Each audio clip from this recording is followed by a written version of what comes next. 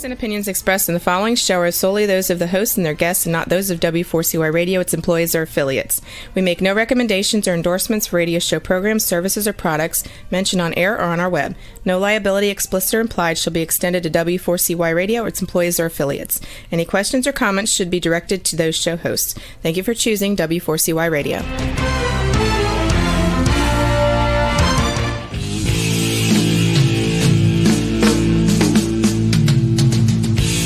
Welcome to Outdoors People.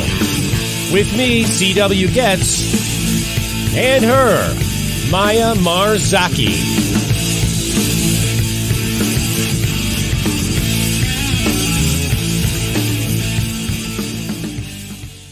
Good evening. It's Wednesday, November 29th, 2023. We've got a not bad 42 degree Fahrenheit, 6 degrees Celsius day here in north central Illinois. And you're laughing. Why are you laughing? Hey, that's a lot better than it was 2 days ago.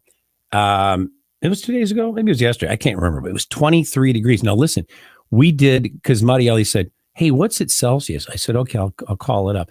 11 degrees below zero with the wind chill. Yeah, with the wind chill. Oh my gosh, poor Marielli. It was 6 degrees. Well, I didn't set her outside. She's been, but it was 5-6 degrees below zero, just the weather, just the temperature. But with the wind chill, it was 11 degrees below. It's pretty bad. Oh my gosh, that's so cold. Well, we were out there building a snowman, by the way. So it was, and the snow wouldn't pack because it was so cold, But oh my gosh, at least you guys had fun. We did. We had a great time. In fact, Saturday we went to the Chicago. We did a Chicago shopping sort of trip. We took the train up. Took the Chicago River Architectural Tour, and I can tell you that is a wonderful tour, my friends. The captain, not the captain, the narrator of the boat, the tour guide, may be coming on this show. We'll see. Yeah, we'll see. How cool. That's amazing. Yeah, but toward the end, when the sun went down, it got colder than hell. Yeah. Yes, it is in the water, right? Well, we weren't in the water, but it was. Yeah. It wasn't a boat anyways. Well, exactly. But it does get windy up. They don't call it the Windy City for nothing, for sure. Yeah. What you got down there in Brazil, Maya? Well, here I am exactly the opposite. Today is raining, like lots, like summer rain. The half of my city is underwater right now. Wow. But at least it is not that hot because it is raining. So it is right now 23 degrees Celsius, and it means for you, United States, 74 degrees Fahrenheit. That's perfect. It's my favorite. That's my perfect. That's where I set my thermostat at my house, 74. It's a beautiful temperature. Well, I'm glad you're not sweating and you're just dying from the heat. So that's good. Yeah. Little relief. That's nice. Well, tonight's episode of Outdoors People is brought to you by Rutabaga Paddle Sports, providing time on the water. By Campground Views, making camping easier. By Duluth Pack, made in the USA since 1882.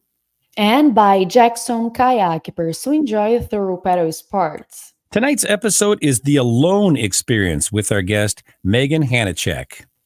Professional forester, biologist, wife, and mother in Vancouver, 48-year-old Megan Hanacek is also the CEO of Private Forest Landowners Association in Canada. Megan holds a degree in biology and in forestry, as well as having received a technical diploma in resource management. She also earned awards in the field of biology in the areas of reclamation and climate change. In 2016, Megan was a contestant on the History Channel's hit series Alone Season 3.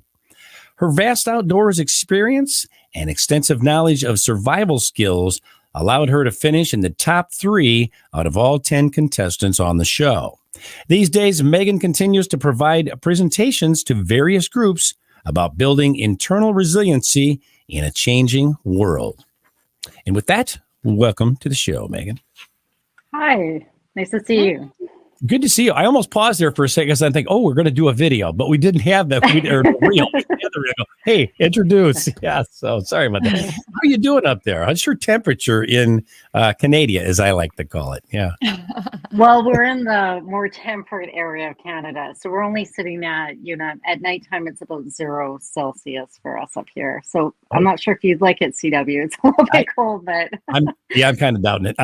Anything that's in that single digit category, not for me, for sure. So yeah. yeah. Yeah. Everything up 10 degrees Celsius, it is good for you. Exactly. I'm there for sure. Nice and warm. Yeah, that's my favorite. Well, that's cool. So first thing first, for those who may not be familiar, let's have you explain what the Alone series was about.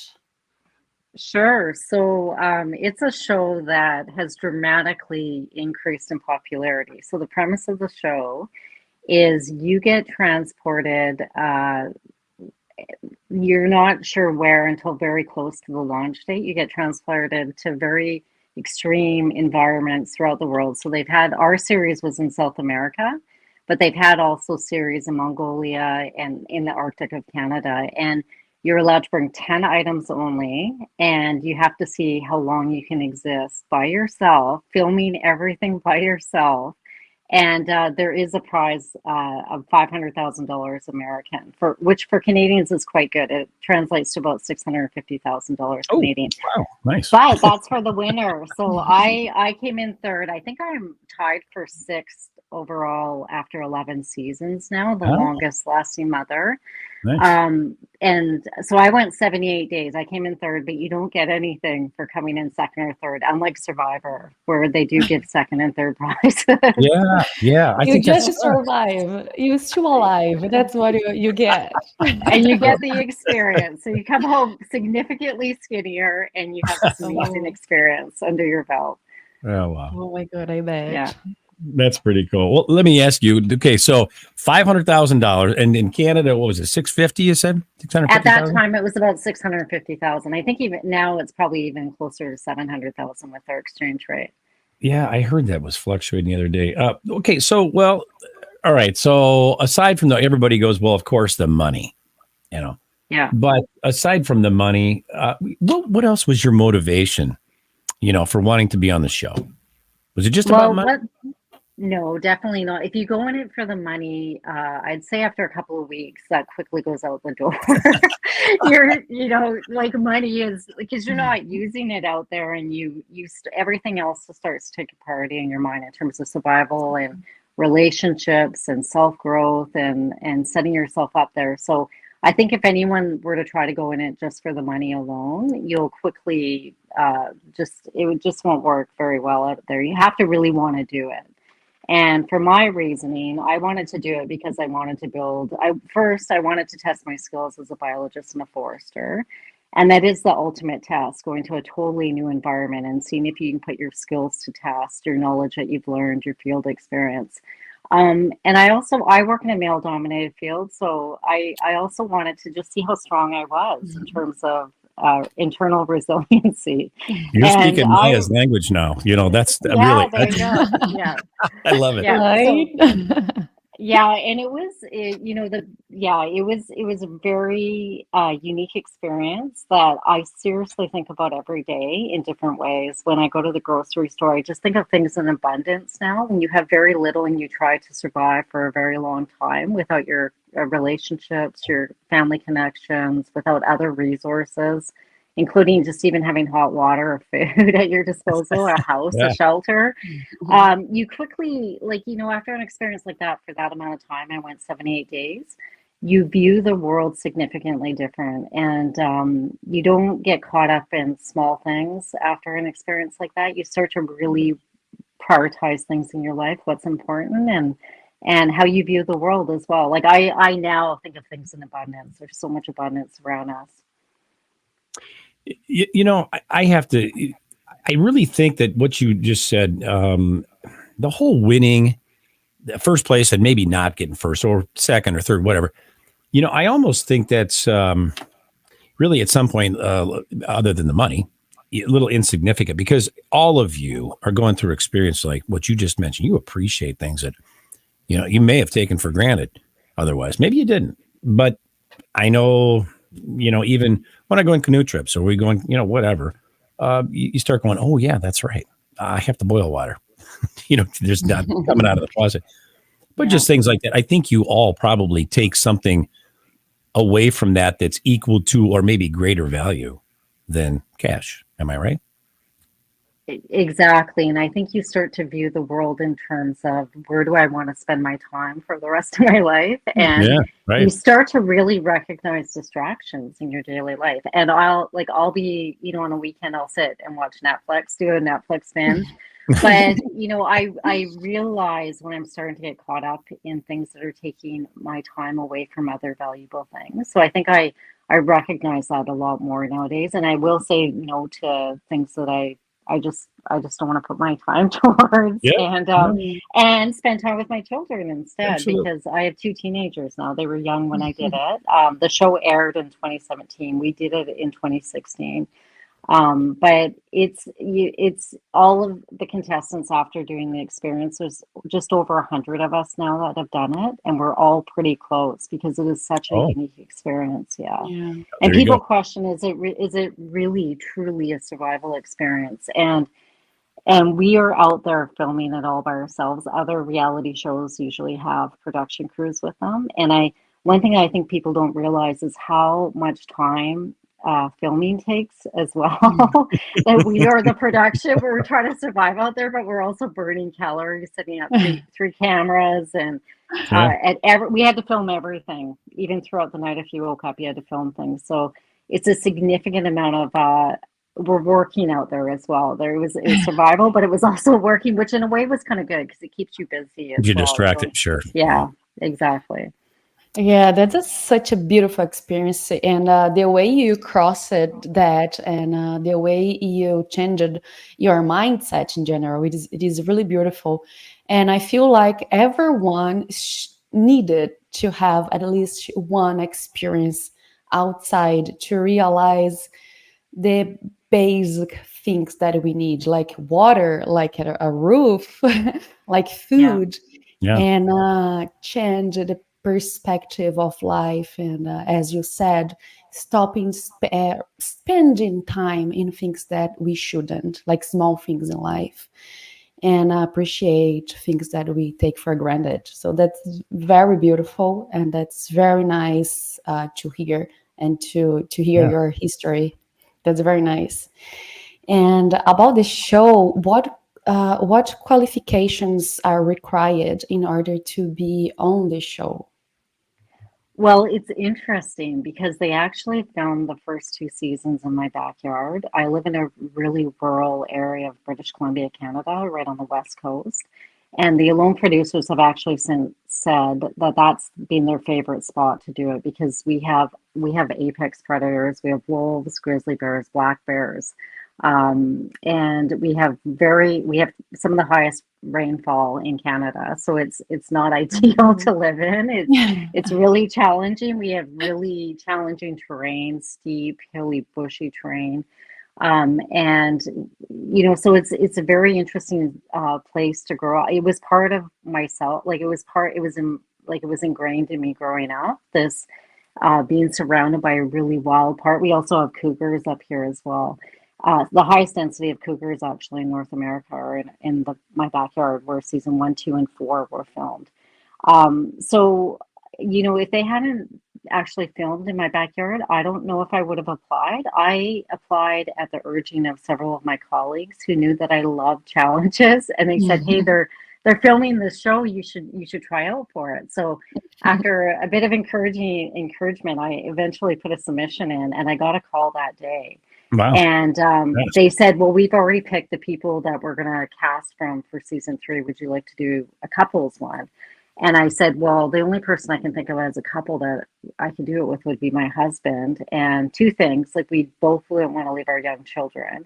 Hmm. And the second one would be that I don't think he'd want to do this. Like he's an outdoorsman, but he doesn't want to The go hell live with in the that. woods." Yeah. You see. Yeah, exactly.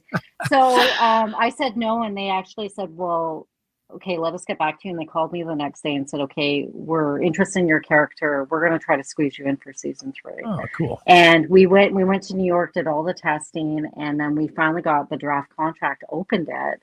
And I think all of us assumed it was going to be in the same location of Canada because they'd done 2 seasons there already.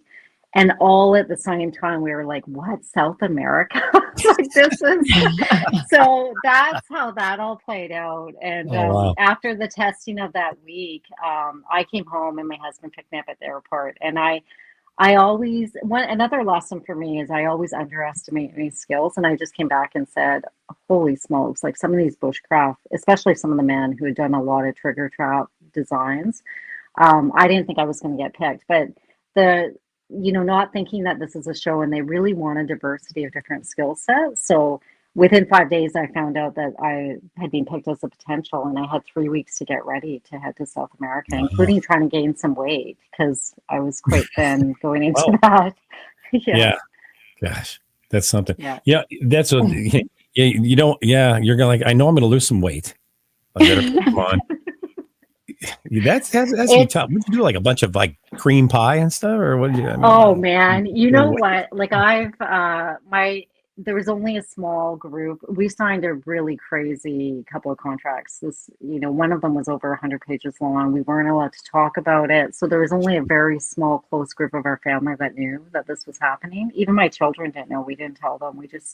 My husband said I was away at work, which I had done in the past, has gone off to field work, but not for 3 months. I've never, that was the hardest, challenging part for me. But yeah. So my husband and my brother, who's a lawyer, who helped review my contracts, they both were hounding me to gain weight. Like, you better gain weight. And I tried, but I only gained 8 pounds. And the winner of our season had 90 pounds to lose. He ended up losing 73 pounds. So considering considering all the factors going in with very short notice, trying to get all my gear ready, I worked until the last day before I left at my other full-time job. I'm pretty happy with how it all turned out. I didn't have unfortunate accidents where I had to leave after a couple of days and always question how far could I have gone. So even without winning the monetary prize, I came out with a lot of life lessons and a lot of understanding about myself and being able to work through adversity. That's amazing. And I have a kind of a weird question. I'm thinking here, about the food and stuff like that. What you miss the most? I'm sure was your family, your job, your kids. But I mean, did you miss, I don't know, like pizza? What did you and I talked about this. I talked about it on the show. There was 5 of us on our season that went longer than 70 days. And the season before us, I believe it was 56 days. Sorry, the one that we had seen, we only got to see season 1 and one of the shows of season 2 before we actually launched because it was on the air. So, we all kind of thought, they say you can go for a year, but we all kind of thought, well, we'll go around the 50-day mark. But once you hit the 70-day mark, your body really craves glucose. And as we know, your brain operates on glucose and sugars. So many of us craved desserts. Like, as soon as we got out, it was really hard to keep us away. They've since really refined the refeeding process. But when I got out, I had a coffee, which was not the best thing, and I had a whole chocolate mousse pie. I have never done that. Like, I love chocolate, but I've never eaten a whole pie, probably in 2 minutes. And then I went and had a bath, which was a huge luxury. Yeah. So many of us crave desserts after going that long starving without those sugars. And by then, all the berries and all the things that potentially could have provided sugars for us were gone. Let me give you a little hint on this. If you're in that situation again, you want to gain some weight. Yeah. I'll give you the secret: Heineken and pasta. Ask me how I know that. I would say I used to run marathons, and I made the mistake of going to Jamaica about 3 weeks before I was to run a marathon. And I'd say pina coladas are a good way to gain weight, because I gained 10 pounds in 5 days in Jamaica the one time. Oh, that's cool. Oh my All right. gosh. All right, we're going to take a quick break. We'll be back with more of Megan Hanacek right here on Outdoors People right after these messages.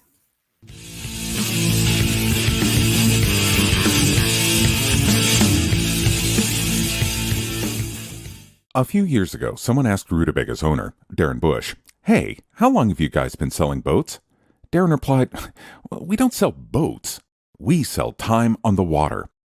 Of course, that comes in all types. We help people paddle more safely with Rutabaga outdoor programs. We rent canoes, kayaks, and stand-up paddleboards. We sell and install racks to get you from home to adventure. Rutabaga's got everything you need to get you out on the water, like paddles, life jackets, dry bags, and clothing. Rutabaga Paddle Sports, on the web at rutabaga.com. Mention you saw this ad on The Camping Show. It is time to go camping. Introducing Campground Views virtual tours. You can tour the campground, see the sites, see if they are available, and click to book your perfect spot. Hit the open road and explore the amazing places found in nature. We make it easy to discover, find, and book your site so that you can go have the fun and freedom you seek. Campground Views virtual tours make it easy and simple for you to see where you are going.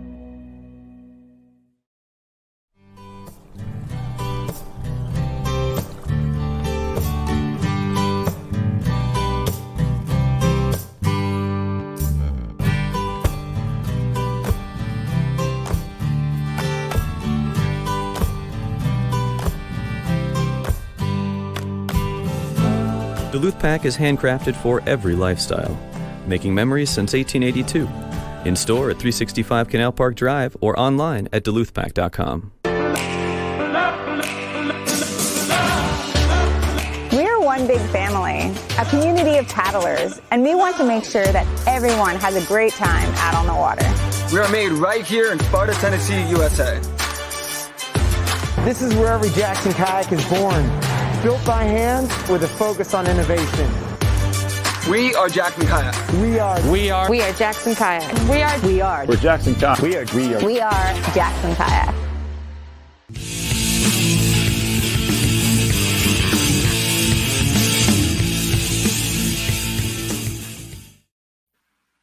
And we are back with Megan. Megan, what items did you choose to take with you? So we were heading to South America, to Patagonia. So I only had 3 weeks to get ready. So it was quite limited in Canada compared to some of the other contestants. And it was during the springtime that we were trying to pull winter gear together. So I had a sleeping bag, but it was not adequate for the cold near the end. I was always curled up in my sleeping bag going to bed at night with hot rocks. I had a bivy bag, which is an outdoor Gore-Tex cover. If you want to do any excursions and not set up a shelter, you can set up a bivy bag. I also had fishing gear, fishing line and hooks, and I had a gill net. I had a ferro rod to start fires, and it's funny, they've since standardized it, but when I showed up, I had a ferro rod that was about 1.5 inches long, and one of the contestants had one that was 1 foot long.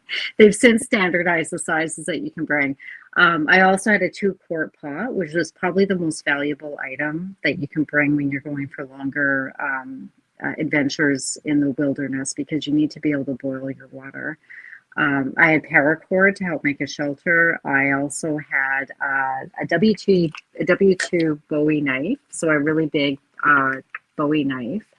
I had an axe, and I brought 1 ration of food. You were allowed to bring up to 2 rations, and I brought just 1 ration of food. That's wow. Yeah, that's pretty cool. Think about it, you got 10 items. That'd be kind of tough to just pick 10. You know what I'm saying? I would think, that would be the toughest thing. Watching the show, and I have to tell you a little confession. I sat down one night. I think I was going to watch maybe, 10 minutes of TV, and I was going to, brush my teeth, go to bed. I ended up sitting in front of that TV watching season 3 for 5.5 hours. and that was not planned. It was that good, and I was like, wow. And I was very impressed with several of the people, and you were absolutely one of those. I remember watching a certain part, and I'm thinking, oh man, I just felt bad for come to some of the things like you guys were going through. What turned out to be your biggest struggle, would you say? Oh, so the other thing we were allowed to bring was a photo with us, like not a map. You couldn't bring instructions that you had laminated, just a photo.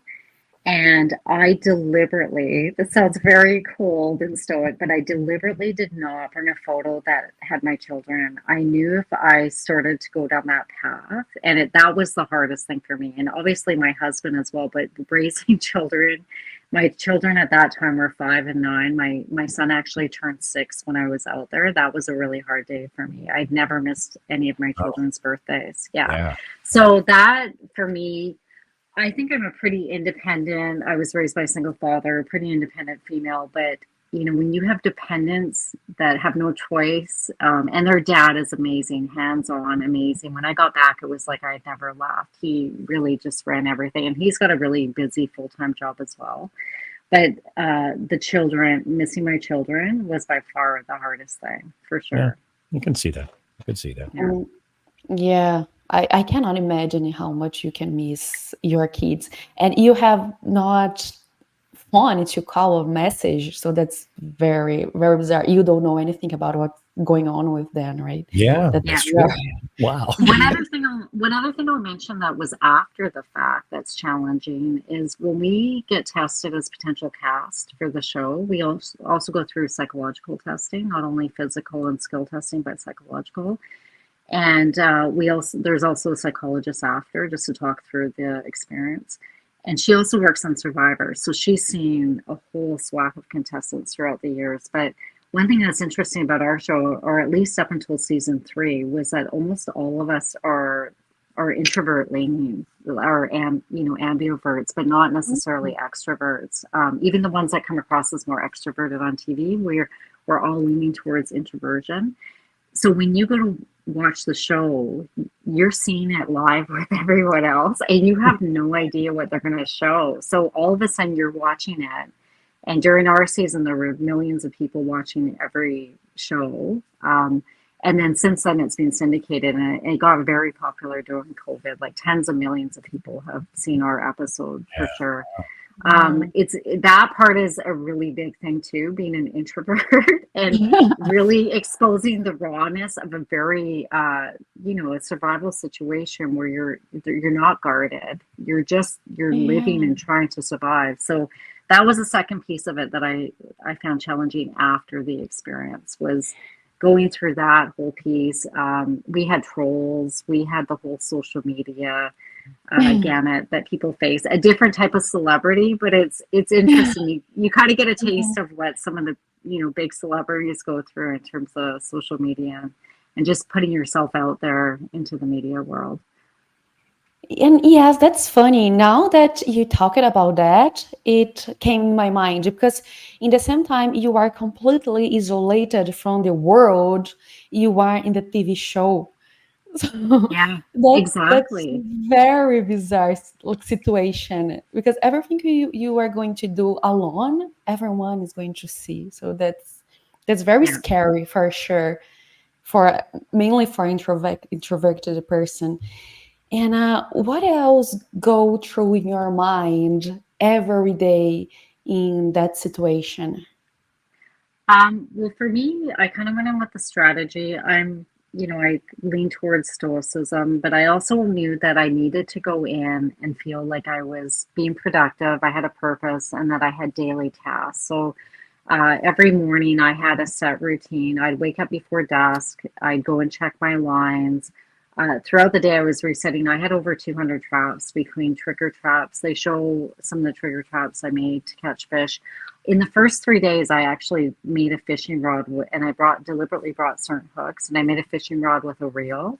And I did that for a few hours and just realized that I can't be actively trying to fish like this. Like, I need to set up some passive systems to help me, because I have other things that I need to be doing, like shelter building, collecting, foraging for other foods. So I had a daily task list, and it was like a job for me. I did certain things in the morning, and then I would dry collect tinder, and collect forage in different areas of my territory. I went throughout my whole territory. So I had about 50 meters of shoreline, and then it went straight up a mountain. And I actually climbed that mountain. They didn't show it, but I could see the whole lake.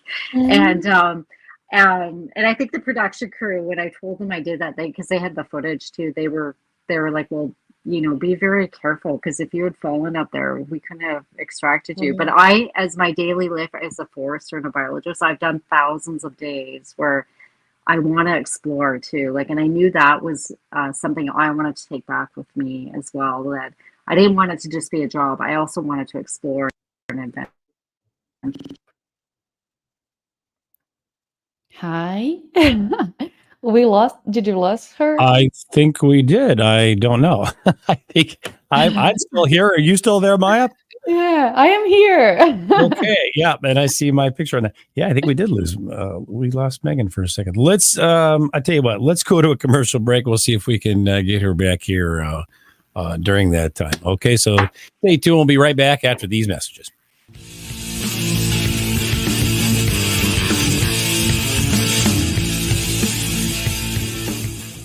A few years ago, someone asked Rutabaga's owner, Darren Bush, "Hey, how long have you guys been selling boats?" Darren replied, "Well, we don't sell boats. We sell time on the water."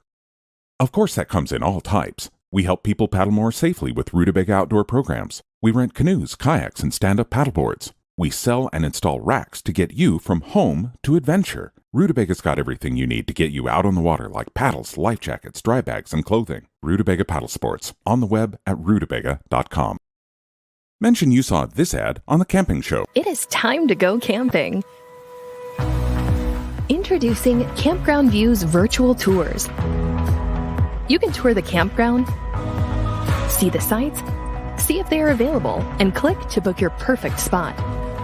Hit the open road and explore the amazing places found in nature. We make it easy to discover, find, and book your site so that you can go have the fun and freedom you seek. Campground Views virtual tours make it easy and simple for you to see where you are going.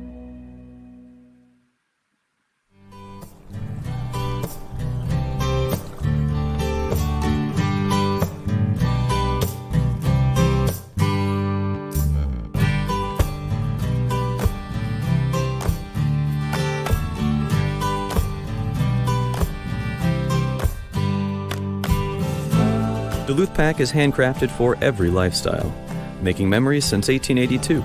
In store at 365 Canal Park Drive or online at duluthpack.com. We're one big family, a community of paddlers, and we want to make sure that everyone has a great time out on the water.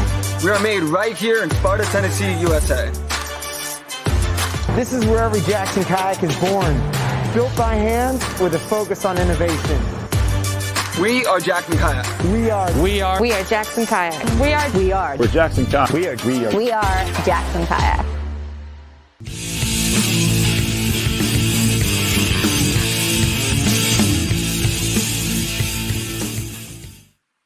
Yeah, and we're back with our guest, Megan Hanacek. And you know what? Megan made her way back here, but before we go to that, I want to just acknowledge a couple of people here that have been leaving comments. Appreciate you tuning into the show, everybody. Super good camping. Thank you for chiming in. You got some really good, nice comments here. Q Quest, the 200th show. Yes, this is the 200th episode here. We got CW and Maya Rock. Thank you. Episode number 200, and I don't see it. I can't find it here. Maybe you got it, but anyway, and then Camper 69, Mustang 774. Thank you guys for tuning in. We appreciate it. Appreciate the compliments or comments. I'm sorry. So anyway, Maya, you take it away. We got another question for Meg if she's back with us still. That's such a nice comment. Yeah, absolutely. I love it. Well, Megan, were you allowed to have items like toilet paper, toothpaste, soap, are feminine hygiene products? So in terms of the soap and toothpaste, there was a list of 40 items that you could choose your 10 from. So you could take 2 of your items as being soap and toothpaste if you had wanted to cut into your 10 items. But they weren't extra items that you were allowed to take with you. No. Wow. And then in terms of, so we were pretty early in the production. We were season 3. Up until that point, the season before us had 3 women on it. One woman lasted quite a bit longer than the other 2.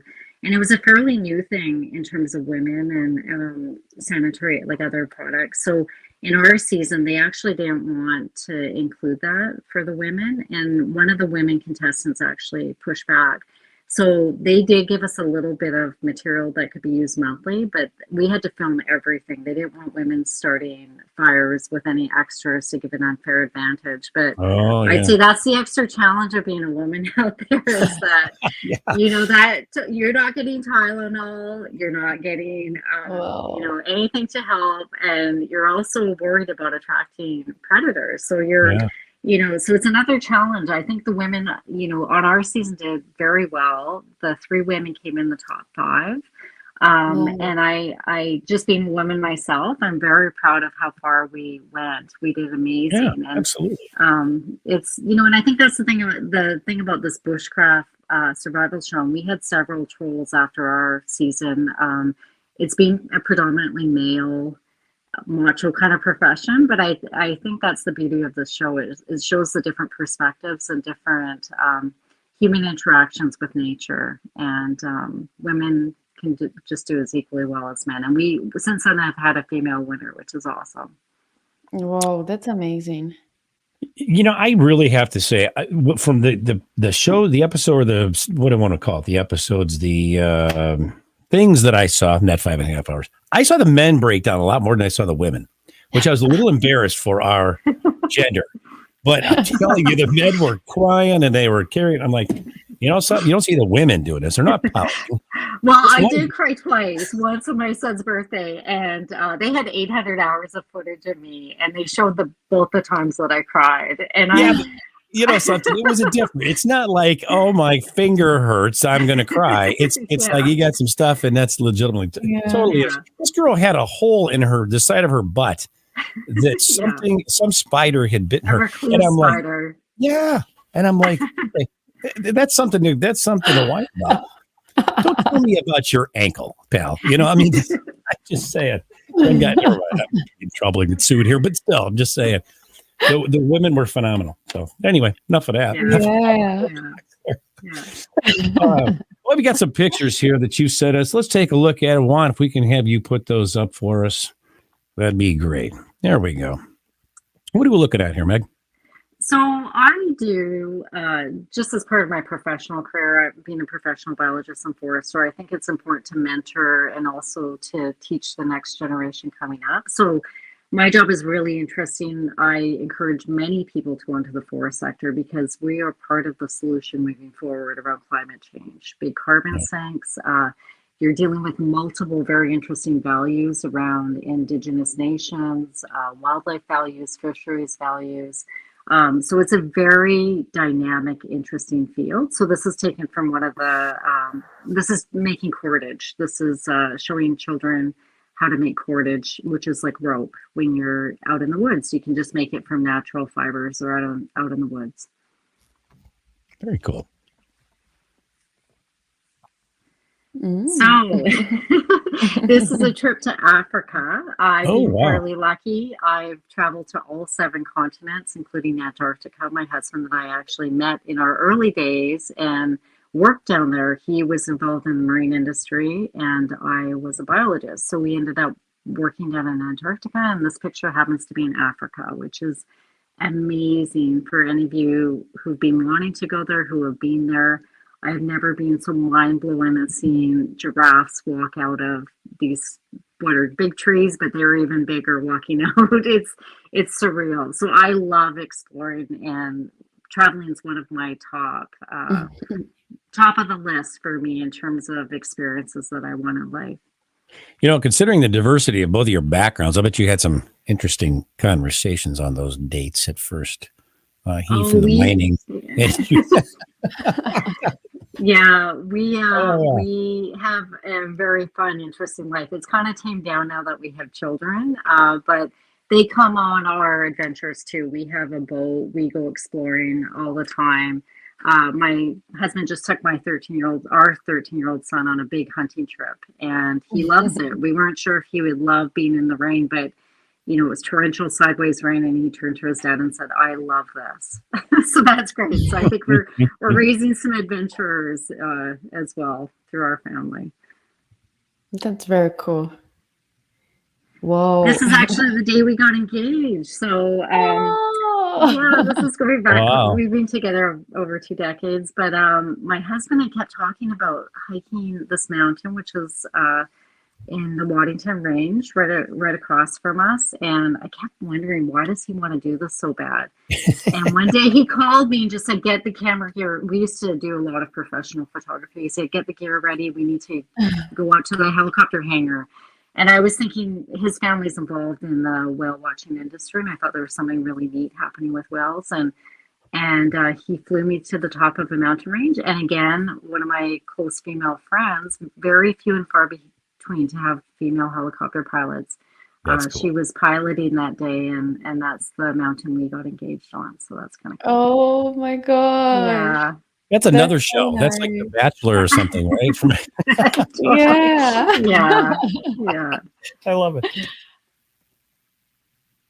There you go. And this is our season, looking all tough. So we have Britt on the far left and Greg Evans right beside him. Fowler's in the orange. Then we have Dave Nessia down in the front row in the camo. Carly, who came in second in the purple. Zach is in the middle of the screen there. Myself in the blue. And then we have Dan and Jim and Kelly on the far right. So it was a great crew. I'll give the Alone casting crew kudos because they really picked some great people to be on the show. Like really great people who have solid values. Yeah. Yeah, but I feel like people who are willing to do that must be so nice. I think I think it does attract a certain group that, they're not kind of attracted by man-made constructs necessarily. They're more attracted to the outdoor nature experience and working through hard conditions sometimes. It's not always park-like and sunny. Yeah. And I have a question. The clothes, you can go with your clothes, or they are We are included allowed in a the few items things. you need? Yeah, we are allowed a few things that aren't included in the 10. Like they're not necessarily anything that's going to help you for survival, but we're allowed, I think we had a pair of boots and 2 pairs of socks, a pair of pants, a jacket, and a couple of shirts. But it's nothing significant. Like, it's just stuff that, and they go through all that gear too and make sure that there's not extra things. Sometimes that like belts aren't allowed because you could use that to sharpen your knife. Yeah, so they're very stringent. They go through all the gear and then they lock it away before launch, so no one can. Whoa. And I don't think and that's the other thing about our crew, like just such an honest group that we're there for the experience that there was no concerns with people trying to smuggle materials in or whatnot. Yeah, that's cool. Yeah. So this is a group. So this is another interesting side story. So Kelly, who was on our season, is in the green there. And she actually got married to Randy from another season. And they now have a child. And this is at their wedding earlier this year. So this is some of the females from the Alone franchise together. Oh, that's so nice. Yeah, how about that? Where'd you meet your husband? In the middle of an isolated. They were actually on different seasons, but they met through the network of the Alone family. Our Alone family. That's cool. So this is my regular job. Is I'm in this photo in the blue, and we do professional forestry and management of a whole bunch of different values, including wildlife and carbon. And wildfire is a really big one, as you guys know. You got many, Oh, yeah. much of our smoke this last Oh, summer. we got I plenty of it. apologize. Yeah. Thank you very much.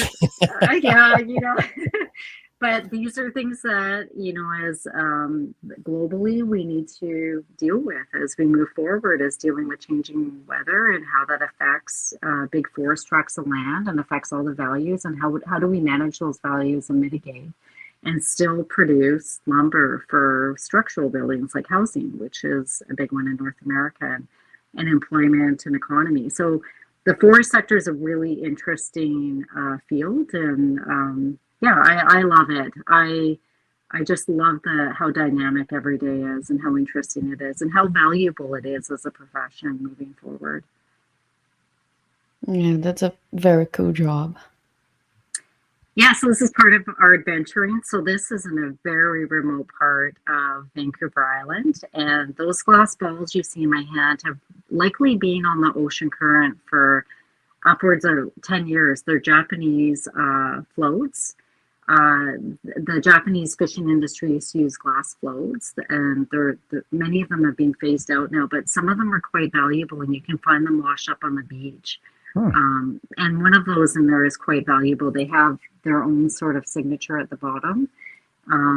So it's really neat. It's a really neat thing to do. We also mushroom forage. It's like treasure hunting, going out and finding really cool things that, it's just really interesting. And our children love it too, to look for things like this. This is one of my talks this is a younger group. I usually do older audiences, but this is one of my talks to elementary school children. And those groups are great. My son happened to be in this audience too, so he loved it.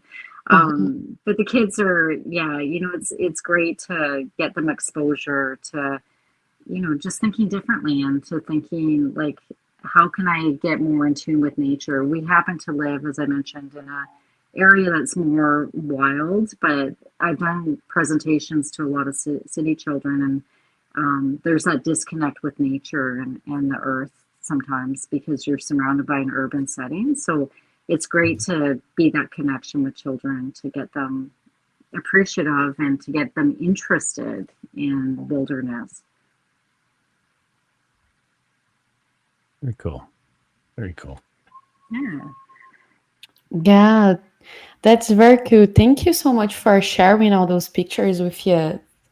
And Mega, where can people find you online? So I had a really big following on Instagram, and it got hacked. But I'm back on Instagram, Facebook.